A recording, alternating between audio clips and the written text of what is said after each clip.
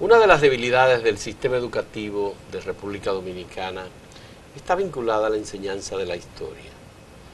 Está colocada como parte de las ciencias sociales y no exactamente como una materia con un rango importante para que el estudiante que sale de la escuela dominicana o la estudiante que sale de la escuela dominicana tenga conocimiento suficiente sobre el pasado de su República Dominicana y de esta isla en la que los españoles pusieron sus pies a partir de octubre de 1492. Hemos estado conversando sobre la enseñanza de la historia en la escuela dominicana de hoy. Y hoy contamos con la presencia de la profesora Natalia González. Es miembro correspondiente de la Academia Dominicana de la Historia y es parte del equipo coordinador del 12º Congreso de Historia Dominicana sobre el Gran Caribe en el siglo XVII, Economía, Política y Sociedad. Y además Natalia es la investigadora, una de las personas que ha investigado sobre el exilio republicano español en la República Dominicana, que vino a partir del fracaso de la República Española en la Guerra Civil Española de 1936-1939. Además ha sido profesora durante 35 años en Ciencias Sociales e Historia y ha enseñado historia a niños, jóvenes, adolescentes y adultos en diferentes niveles, por supuesto, durante este periodo de tiempo de unos 35 años. Muchas gracias, Natalia. Me alegra muchísimo que haya aceptado. Vamos a hablar en un momento del Congreso, del 12º Congreso de Historia dedicado a doña Vilma Benzo. Pero además queremos que nos explique cuál es tu criterio sobre el aprendizaje que tiene el estudiante de hoy, particularmente cuando ya salen del bachillerato, sobre la historia dominicana. ¿Qué es lo que aprende? ¿Qué es lo que lleva en su alforja el estudiante dominicano que ha pasado? Fíjate, de acuerdo a los cambios que se han dado en el currículum, voy a empezar por ahí. Se han dado una serie de cambios en donde los estudiantes que trabajan en el área de ciencias sociales, pero dentro del mismo currículum tenemos espacios que son de historia, tanto de historia dominicana en relación con la historia americana y mundial, como de historia mundial en relación con la historia dominicana. Hay momentos donde se trabaja la geografía y momentos donde el currículum agrega la parte de educación cívica. Pero dentro de esa historia y dentro de esa geografía y educación cívica se tiene contemplado dentro de la currículum el trabajo sobre la economía, las funciones de la economía en la sociedad, sobre cómo se organizan los seres humanos en términos sociológicos, en términos jurídicos. Lo que falta ahora mismo es reflexión.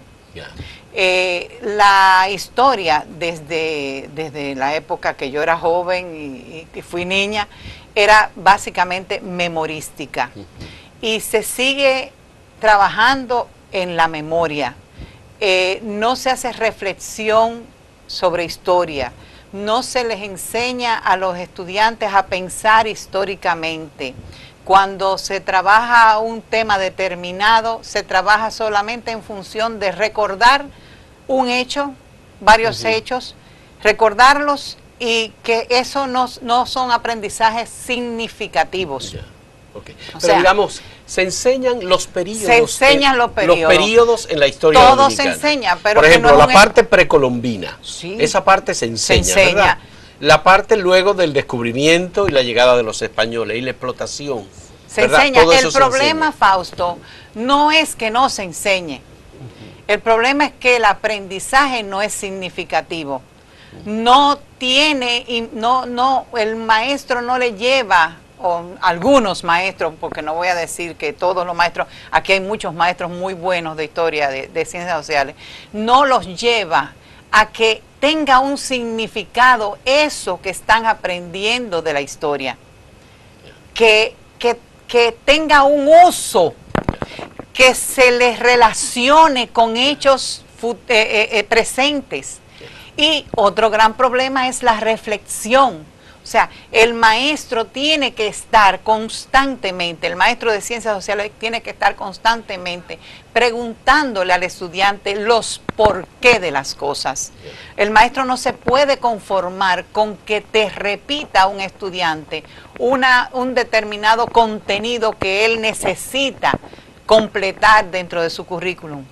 Tú tienes que preguntarle el porqué de esas cosas y llevarlos más allá, llevarlos a que se relacionen esos hechos con hechos del presente. Pero lo que yo como estudiante, pues pensándolo de alguna manera, como veo lo que recibí en historia es hechos cronológicos, como que el estudiante va conociendo periodos distintos de la historia, y cuando uno llega a la historia, por ejemplo, del siglo XX, se supone que ya está casi saliendo de la escuela secundaria. Hay aspectos de la historia contemporánea que ahora se abordan. Sí. Esos aspectos van, por supuesto, conociéndose muy lentamente. Al final ni siquiera se completa el programa. Por ejemplo, creo que todavía apenas estamos llegando a la dictadura de Trujillo. No, se está llegando ya hasta Danilo Medina. Ah, sí. Sí. Dentro del currículum, sí. ¿Y cuáles son en esos periodos de la historia o en esos momentos de la historia los temas en los cuales hay más interés de parte de los estudiantes? Los estudiantes básicamente les llama mucho la atención la historia contemporánea. La historia contemporánea. La historia contemporánea, porque es lo que está más cerca de ellos y es lo que incluso ellos pueden trabajar desde la perspectiva de la historia oral con sus familiares, con sus abuelos, con sus tíos. Entonces la historia contemporánea les llama poderosamente la atención. ¿Y no será debido a que ya tienen más conocimiento y más conciencia? No, es porque está es lo más cerca. Ah, es lo más cerca. Es lo que tienen más cerca. La proximidad. La proximidad. Y es que le llama poderosamente la atención porque es que están los abuelos, los tíos, los padres hablándole de lo que vivieron. Y estamos nosotros los maestros también recordándolo.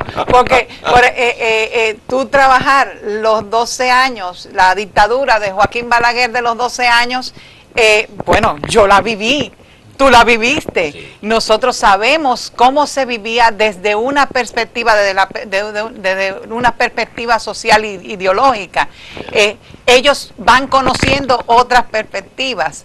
O sea, el gobierno de don Antonio Guzmán para ellos es apasionante, porque el cambio, nosotros mismos les reflejamos a ellos ese cambio que vivimos los jóvenes cuando pasamos de la dictadura de Balaguer al gobierno de don Antonio Guzmán. Entonces, esas cosas le llaman poderosamente la atención y se hacen trabajos excelentes con eso en historia dominicana.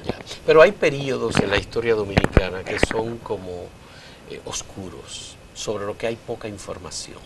Por ejemplo, el 12º Congreso de Historia está dedicado al siglo XVII. Yo sé que tú, Natalia, has estudiado el siglo XVII y tú conoces bien el siglo XVII. No. Fíjate. Que es el siglo de la pobreza. Sí, pero fíjate, vamos a hablarte con toda honestidad. Y yo me imagino que Muquien en el programa anterior te habló de eso. Lo que más nos llamó la atención precisamente es tomar ese tema, porque ese es uno de los temas menos estudiados en la historia dominicana. ¿Y por qué es menos estudiado? Es por la cuestión de las fuentes. En República Dominicana tenemos las fuentes eclesiásticas del siglo XVII, tenemos algunos legajos del siglo XVII en el Archivo General de la Nación, y los dominicanos, los historiadores dominicanos, salvo excepciones, nosotros tenemos la excepción de Amadeo Julián, tenemos la excepción de José Luis Sáez, que ha trabajado en los archivos eclesiásticos. Los dominicanos no se meten en ese siglo. ¿Por qué?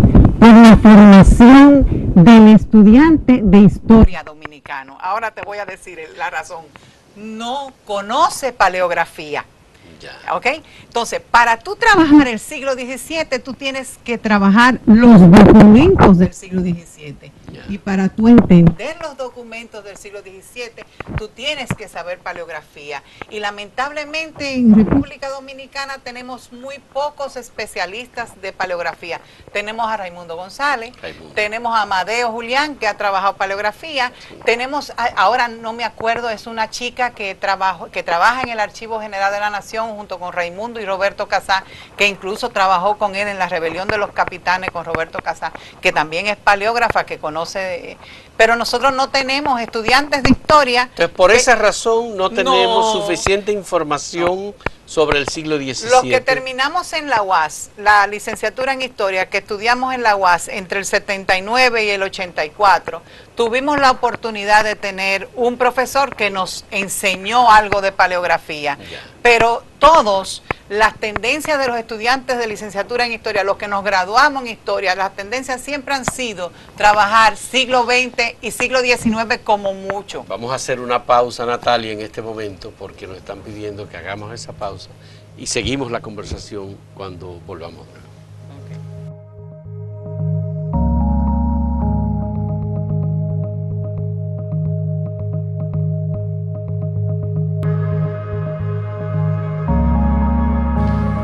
Entonces, Natalia, tenemos déficit del siglo XVII. Sí, sí. Y el déficit lo tenemos porque no hay especialistas en paleografía. ¿Qué es la paleografía?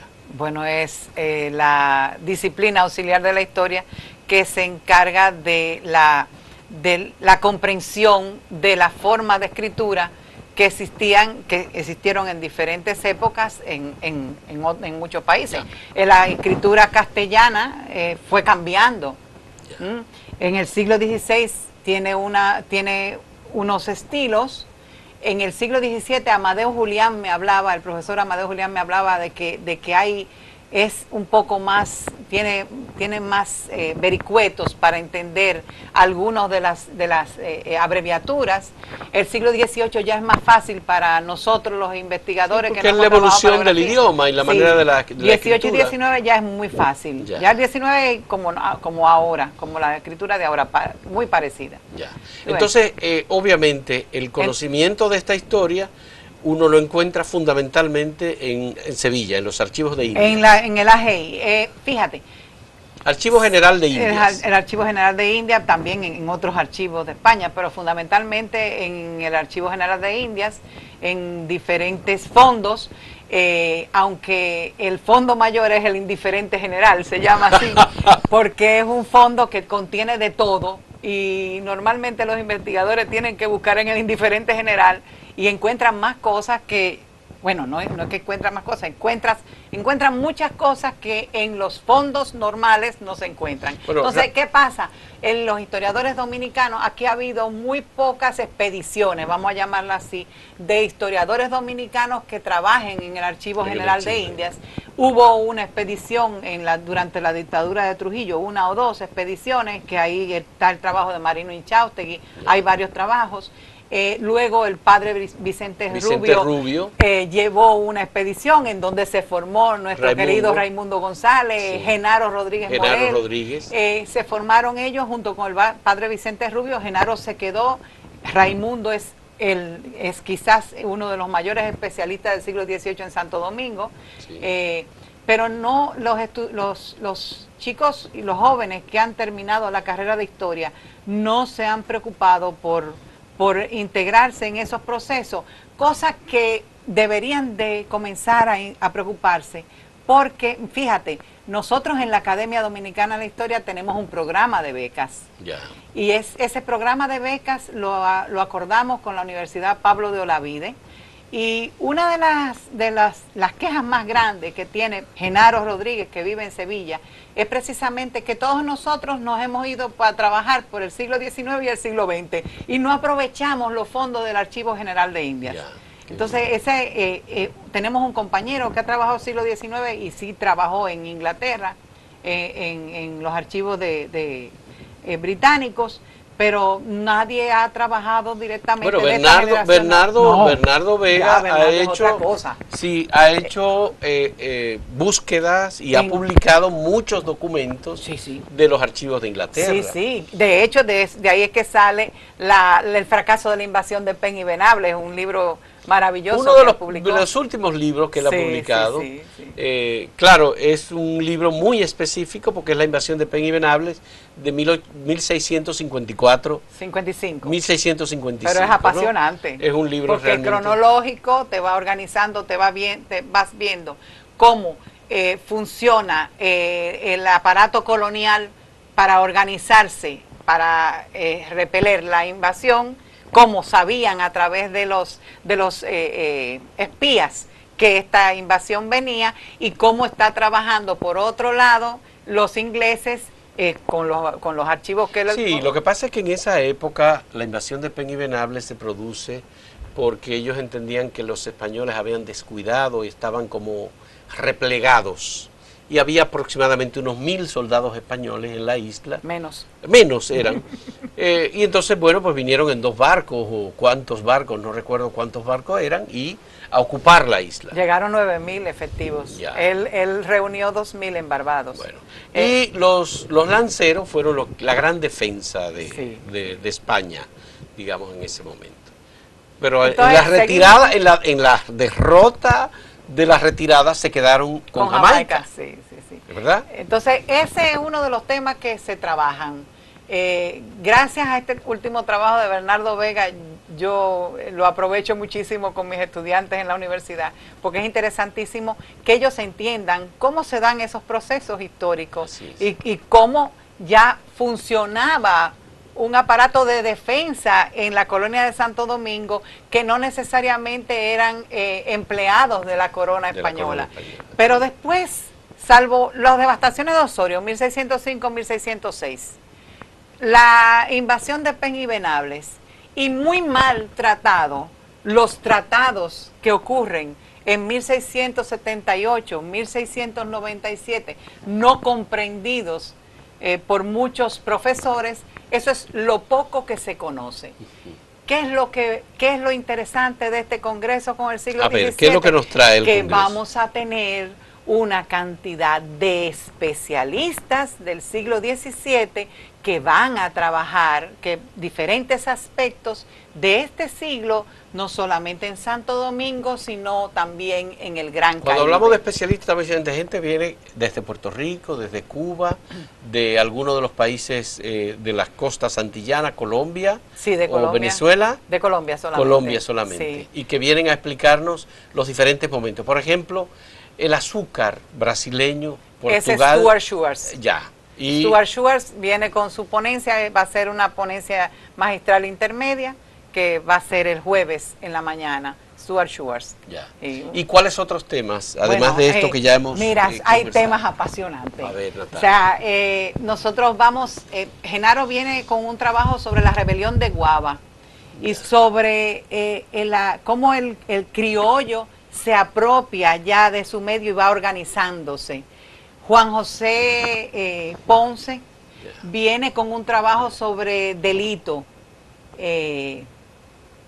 sobre esclavitud. El trabajo de Juan José Ponce es interesantísimo porque es el manejo que hacen las élites coloniales del siglo XVII de los esclavos para lograr sus beneficios personales y cómo los esclavos también se van apropiando, empoderándose de esas condiciones de necesidad de las élites. Es interesantísimo. Esteban Mira va a hablar de delincuencia. Qué bien. Mira, va a ser, óyeme, es un banquete. Un banquete. Nosotros vamos a tener un banquete Y todo el que participe, si se inscribe y paga la pequeña cuota que hay que abonar, podría recibir todas las ponencias digitalmente. Vamos a explicarte ese es otro sueño. O sea, esto ha sido un sueño tras otro. Nosotros, en principio, pretendíamos hacerlo de esa manera, que las ponencias pasaran digitalmente y todo el que venga al Congreso las tenga. Pero vamos a tener algo mejor. O sea, ellos van a escuchar las ponencias y la Academia Dominicana de Historia, su junta directiva, a través del comité que se encarga editorial, que lo dirige Amadeo Julián, Emilio Cordero Michel, José Luis Sáez, va a tener esas ponencias que ya la hemos estado recibiendo. El día 30 era el día tope para recibir todas las ponencias. Yo tengo ya un archivo en la academia de todas las ponencias. Vamos a publicar un número especial o dos de la revista Clio, okay, para que los académicos, bueno, pues tengan sus ponencias en una revista especializada de historia, que eso también es un plus para muchos de los académicos que vienen, porque eso en todos los países donde se aprecia los estudios de historia, se aprecia también que el académico publique. Bien, qué bueno. Y entonces hay que publicar constantemente, se te exige que publiques constantemente, que participes en congresos. Entonces vamos a tener esos números especiales. Qué bueno. Esto va a ser a partir del día 15 de noviembre. Sí.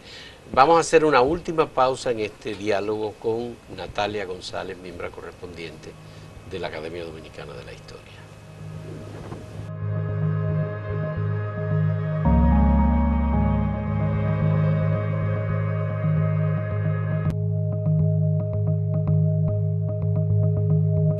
Normalmente la historia la cuenta el conquistador, y eso es lo que ha ocurrido tradicionalmente.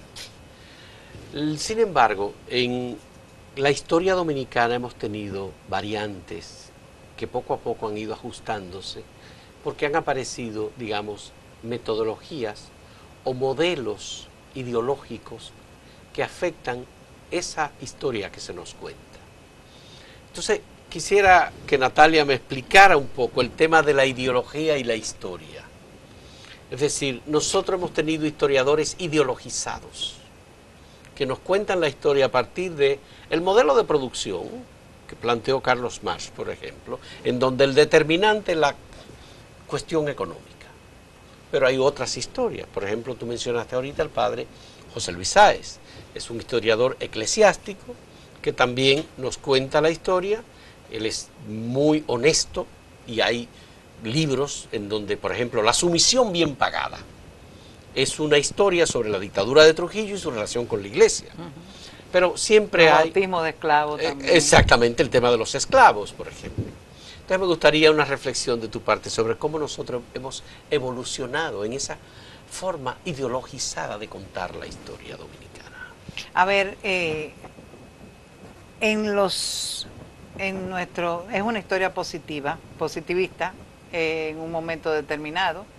Luego en los años 60, como producto de los cambios que se dan ideológicos y los cambios políticos que se dan en República Dominicana, comienza a surgir una historia muy ligada al materialismo histórico, en muchos casos marxista-leninista. Nosotros tenemos exponentes interesantes, algunos que están dentro del terreno de la sociología y otros que están dentro del terreno directamente de la historia. Tenemos a Juan Isidro Jiménez, tenemos a Franklin Frank, a Chito Enrique, que hoy precisamente se va a publicar, se va a poner a circular un libro de Chito Enrique en el Archivo General de la Nación. Sí. Tenemos a Roberto Casá, tenemos a nuestro padre académico, que es Emilio Cordero Michel, un excelente historiador, muy serio, muy honesto. En la historia general del pueblo dominicano, sí, Roberto Casá, su recuento. Sí. Entonces luego comienza a haber variantes del análisis histórico, y tenemos el excelente historiador Fran Moya Pons, que no necesariamente se adscribe directamente a la corriente materialista de la historia, pero sí hace análisis excelente también de la historia. No. Sobre los procesos históricos, porque no entra necesariamente en personajes o en biografías. No. Él analiza, y yo creo que es muy certero. Es certero. Excelente en contar los procesos históricos. Sí. De una manera bastante equilibrada. Sí. Sí, ¿verdad? Hay el último trabajo que, bueno, ayer, el domingo, se lo vi en Cuesta y lo compré seguido, es la continuación de esa otra historia dominicana. que es un análisis excelente. Hay un artículo buenísimo sobre la supuesta arritmia histórica en la historia dominicana, excelente. Hay excelentes trabajos de él. Nosotros tenemos un equipo de historiadores muy buenos, muy honestos, que han dedicado mucho tiempo a la investigación. Yo fui de la primera promoción de los estudiantes que fuimos de la Academia Dominicana de Historia de Sevilla, y teníamos un profesor que se llamaba Juan Marchena, y Juan Marchena decía que el historiador necesariamente debe de ocupar un largo tiempo de su vida académica en horas, perdón la palabra, en horas nalga, o sea, sentarse en el archivo. Sí. Porque tú no puedes hablar, tú no puedes ser historiador si tú no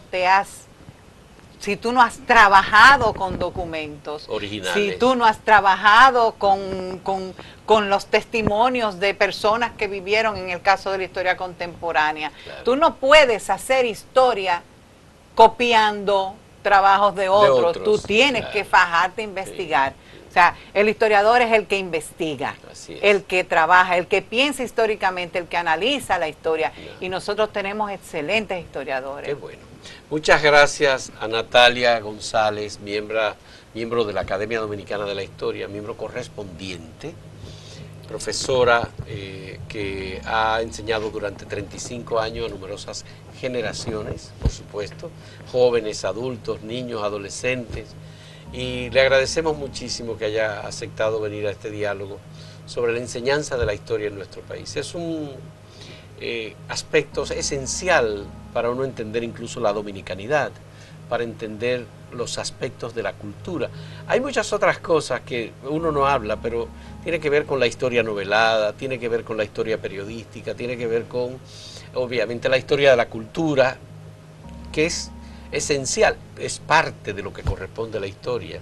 Por eso es que le llaman ahora ciencias sociales. Y parte de los grandes errores que hemos cometido los dominicanos es precisamente porque no hemos reflexionado nuestra historia. Exactamente. Y porque no la conocemos. Y no la conocemos bien. Muchas gracias a Natalia y gracias, por supuesto, a cada uno de ustedes por la compañía en este diálogo.